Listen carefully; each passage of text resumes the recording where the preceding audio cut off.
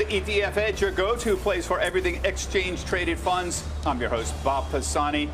Two experts in crypto assets today, but a lot more than that. These guys know a lot about a lot of different subjects. We're going to pick their brains here. Rick Edelman is the founder of Edelman Financial Engines, the #1 RIA, that's a registered investment advisor in the U.S. He founded the RIA Digital Assets Council 3 years ago.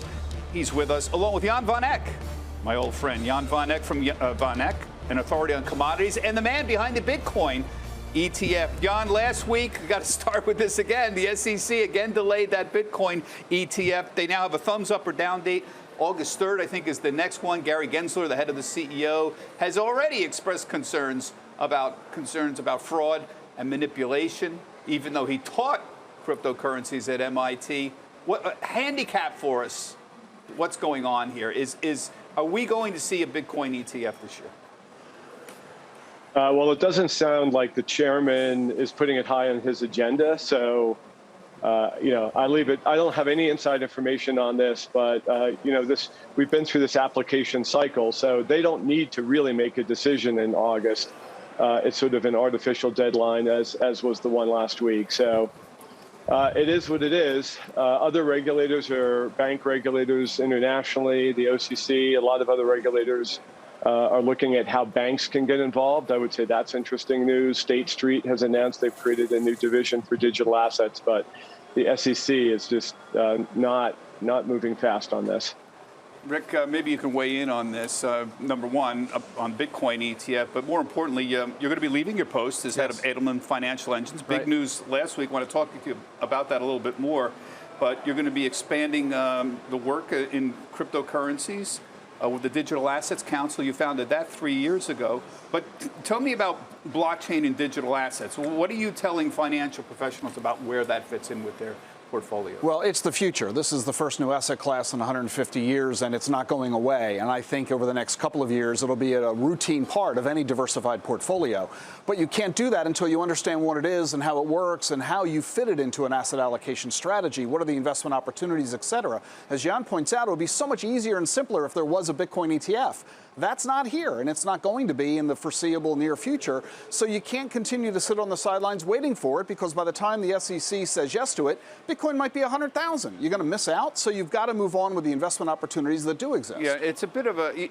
It's amazing the crypto community, they sort of levitated themselves into believing somehow that because Gary Gensler taught cryptocurrency at MIT, therefore he gets it, therefore he's going to approve of it, but that logic is specious. Just because you teach about World War II doesn't mean you liked Hitler. I'm not suggesting the SEC hates Bitcoin or that Gensler does, but the point is his knowledge of it is perhaps not necessarily equal to immediate approval of it. And as Jan points out, the SEC has more important, urgent things to deal with. It's just not necessarily #1 on their to-do list. Yeah, Jan, if you got more to say about Bitcoin ETF, go ahead. But I just want to move on and ask you about commodities. You're one of the great experts in commodities. We've had a big run-up in commodities this year.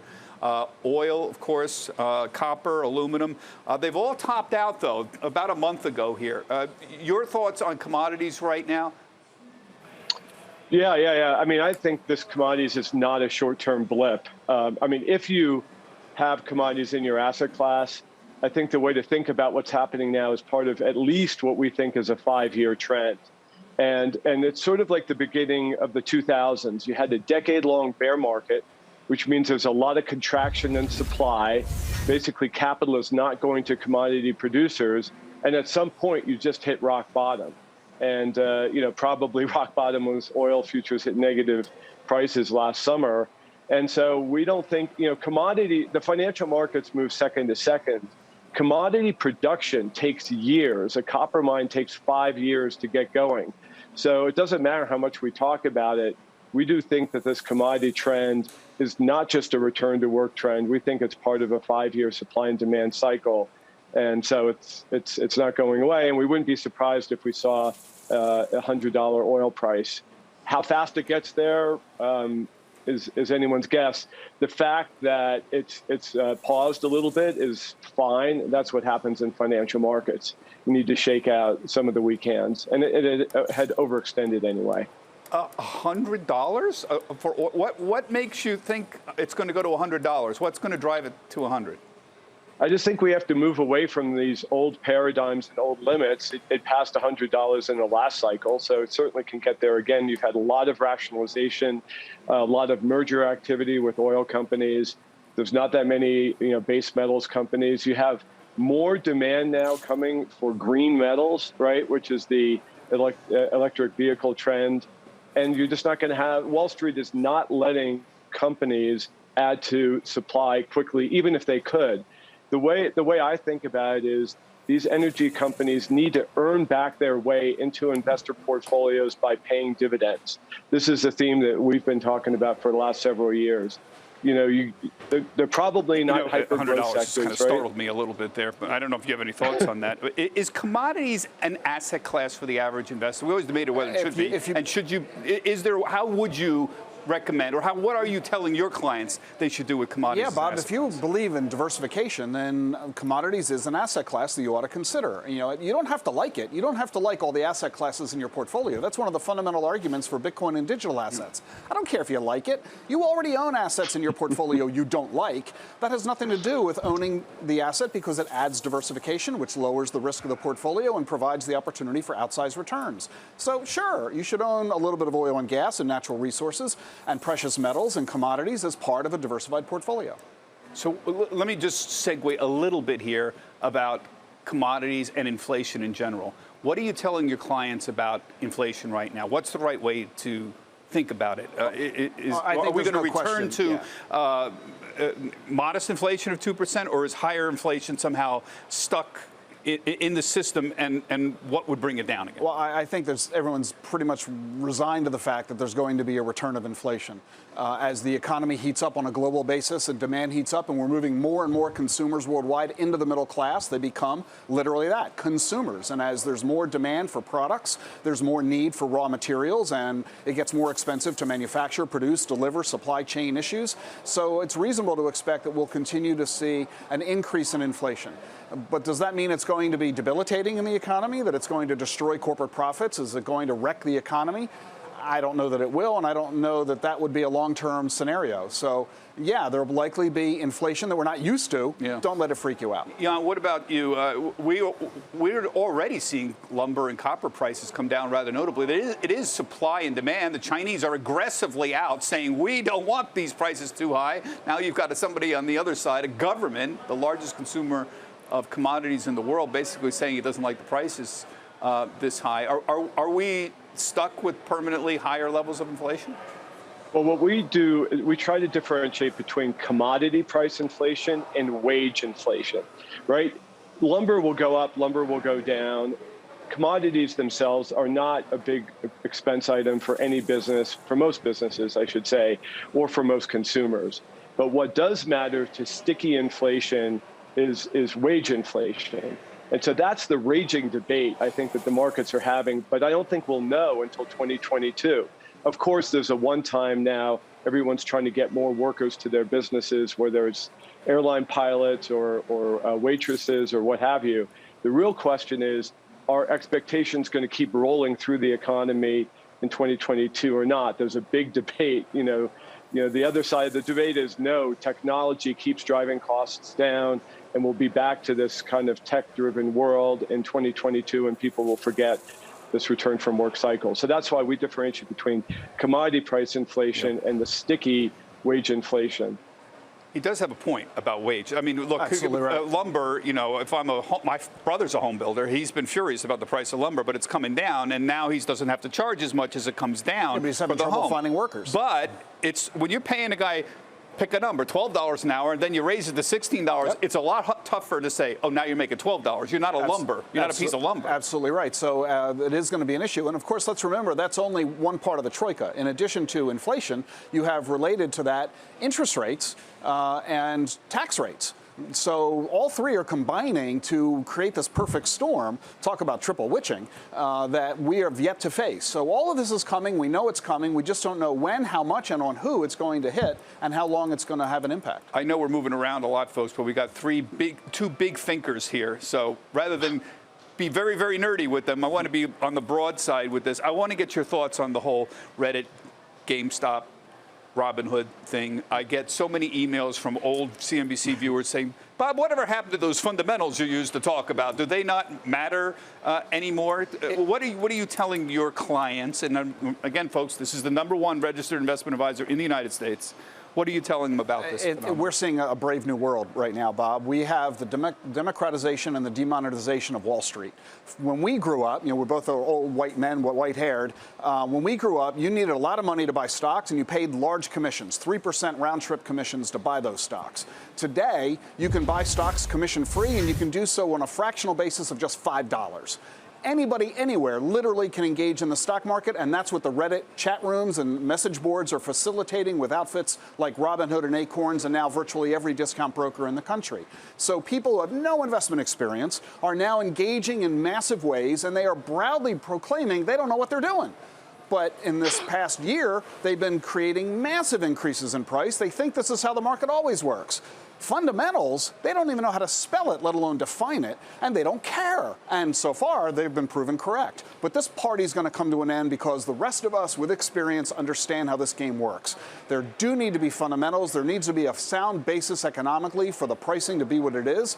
This party will end. A lot of it is being, frankly, a pump and dump scheme, in my opinion.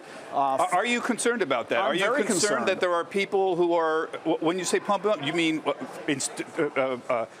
traders that are pumping this up? Not traders, influencers. You've got people who are sending out tweets, some of them extremely well-known individuals who are running, they're some of the biggest billionaires on the planet, very well-known, who send out a tweet and then poof, the stock or the asset like Dogecoin skyrockets, and a lot of people are buying at the highs. And then there's another tweet saying get rid of it. So I think that we're seeing massive market manipulation. A lot of folks don't know what they're doing. And this is going to end very badly, and a lot of folks are going to get really hurt.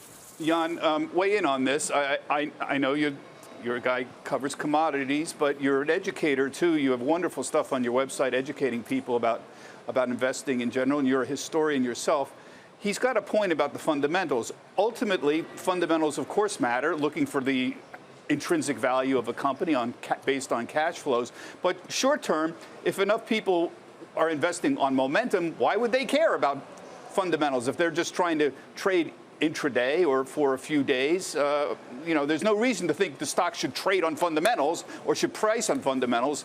And yet, long term, what Rick is saying makes some sense. Eventually, the momentum people go away, or the noise traders, whatever you want to call them, go away, and the stock should revert to its more fundamental value. Or are we just crazy?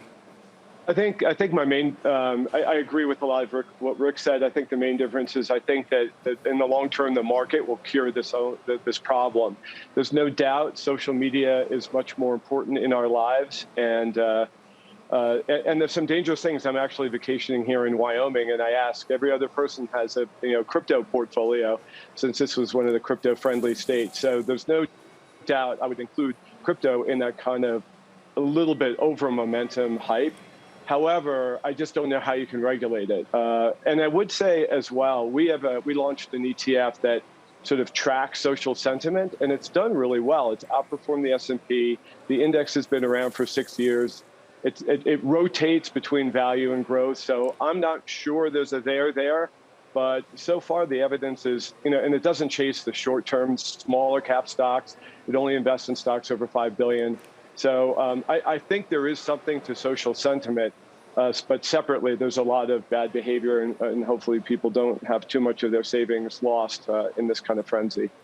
And so Jan is right. We cannot regulate this away. We have to educate this away. And that's what I'm doing at the RIA Digital Assets Council. We are creating webinars. We have webinars this month, Bob, coming up on how to invest in your IRA in digital assets, understanding the volatility of the marketplace, and even Bitcoin mining. People have heard about this stuff. They have no idea how to do it. And we've launched the first ever certificate in blockchain and digital assets for financial professionals so that you can get the knowledge you need to understand this landscape, because it's new and totally different. And by educating people to understand how this works, both the technology and the investment opportunities, that's how we'll enable people to protect themselves against the idiocy that we see pervasive in the marketplace. Yeah, right now. It's funny. First of all, how can people partake in the RIA Just go to riadac.com, riadac.com. riadac.com. Rice Delman Inside joke about famous advertising, just to make sure you know how to get his name. Rice Delman. Yeah, nobody knows how to spell Rick Edelman, so It's Rice Delman. Yeah. But you've got a good point about, I don't know anything about whether there is any pump and dump. I know that Gensler himself has said, we are going to be investigating this as part of the overall look at GameStop, Reddit / Robinhood. And we good are for going to him. be looking at whether there were any attempts at market manipulation. And again, we have no information at all on this, but you know, But you it's heard looking from like Rick, it looks like a duck. It's a source of concern, right? If it looks like a duck, quacks like a duck. But hold on. But the trouble is, hedge funds trade on momentum. There's ETFs that track nothing but momentum. So you can't just blame individual investors because they're following a momentum trading strategy. That's not fair, right? Yeah.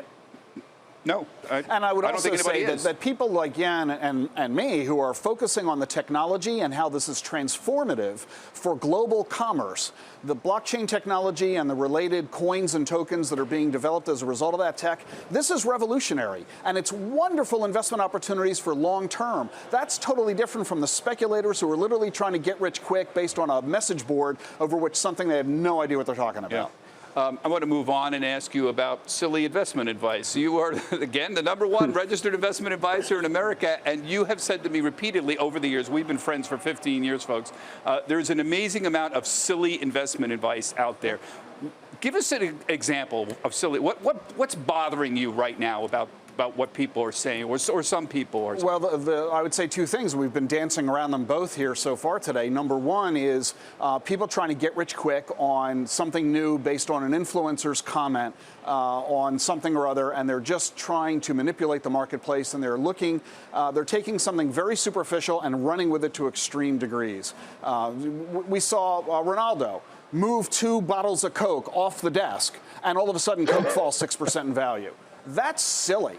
And that's one illustration. We see a tweet from Elon Musk or Mark Cuban, and all of a sudden markets move. That's silly. On the other hand, we're seeing people saying, I don't understand this. You know, those old white guys you mentioned a few minutes ago. I don't understand what's going on. Therefore, it makes no sense. And they're sitting on the sidelines. Just because you don't get it, that's your cue to go learn. Yeah. Because you might be missing out on something. But Jan, isn't it also the opposite true? I don't understand it. Therefore, I'm going to listen to Elon Musk or Mark Cuban. I don't know what's going on, but they must. Therefore, I'm just going to follow them. Now, of course, we don't know what they're doing. They're not telling us what their positions are, whether they're just leading everybody. We don't know. We know nothing. You know, you've got Mark Cuban who touts a particular digital asset at $60, and a couple of days later, it's worthless. So just because he's tweeting about it doesn't necessarily mean he's right. Can I just make 2 comments? Listen. All new technologies, from the railroad, through the cars and everything, attracted a ton of speculative capital, and the prices went up too high. But it attracted business activity towards a space that had a lot of technological promise, and ultimately a huge impact, positive impact on society. So we're just saying that, I think, now with crypto assets, and that I like. I will just say one last comment. The balancing between growth and value stocks has actually been very orderly over the last 3 to 6 months. And so I'm very happy about that, because growth, people have gotten way offsides growth. And I don't know if Rick has a comment on that, but that was something that was worrying me about 6 months ago. Well, thank you for your comment on the history. Jan's a great historian of the markets. He's got some wonderful educational materials up, as you do. But he's right. The whole behavioral economics part of this is that new technologies attract excess enthusiasm, and in some cases fraud and speculation. We saw it with the telegraph. We saw it with the railroads. We saw it with the radio. RCA was the internet of the day. We saw it. But that's great for the economy. It's great for society and humankind. That's not necessarily great for the individual investor who bought high and sold low. So you need to protect yourself within this opportunity, within this ecosystem, so that you are personally benefiting and not merely contributing to the benefit of society. I want to ask you one last point that you've been very vocal about, and that's about the whole retirement crisis. I call it a retirement crisis, and I'll tell you what I mean.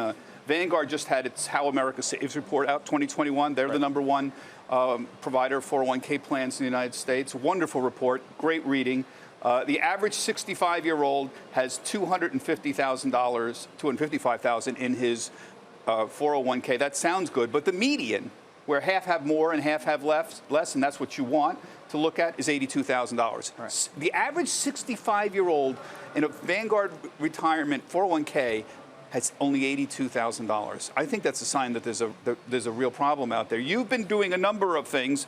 I guess the question here is, what can we do? You proposed trying to get people to save more from the very beginning. You had a very interesting proposal, a savings bond program for newborns. Yeah. As a way to at least start getting these people to save more when they're young, not when they're 65. Right. It's called RISE, the Retirement Income Security for Everyone proposal. You can learn about it at wecanrise.com. And it basically takes advantage of compound growth. In America, our retirement system is designed for people who are working. You can't join your 401k till you have a job, and then you got to work for a boss who offers a 401k. Most workers don't join that 401k till they're in their 30s. So we grow and compound money for 20 or 30 years. We squander 30 years of compounding. So why not let people start saving for retirement when they're born? And that's what the RISE proposal does, and allows people to save. And by doing this, it will more than double the amount of retirement income Americans will get and eliminate income inequality in America. I'm hopeful that we're going to have creative ideas like that. We've already seen we're approaching a Social Security crisis. Congress isn't going to do anything until the last minute. Right. It's running out of money. The 2035, but it's even earlier now due to the pandemic. They're projecting now that the trust fund will be depleted by 2029. That's in 8 years. And at that point, if Congress takes no action, Bob, benefits are going to be cut 25%. This is a real retirement crisis. Yeah. I know, folks, that we have been all over the place, but I rarely get two thinkers like this together. So then rather than focus on the idiosyncrasies of the ETF business, I wanted a broad, high-level discussion. I promise we'll get nerdy on ETFs again next week, but it's a rare chance to talk to you. Now, we're going to go and keep Rick here for a few minutes to talk a little bit more about retirement and general advice he has for individual investors for our podcast. Jan, my old friend, look forward to seeing you again very soon. Of course, the Bitcoin's going to come up, and you'll be around talking about commodities and educating us about the market futures. Thank you, Jan, for being with us.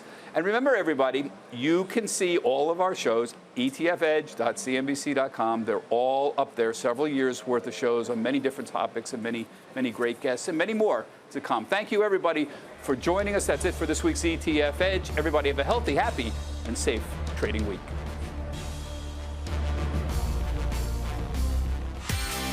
Get the ABCs of ETFs with the ETF Edge newsletter, your weekly update on the hottest trends in the nearly $4 trillion market of exchange-traded funds, expert analysis, actionable ideas, and exclusive insight from host Bob Pisani. Sign up now at cnbc.com/ETF Edge newsletter.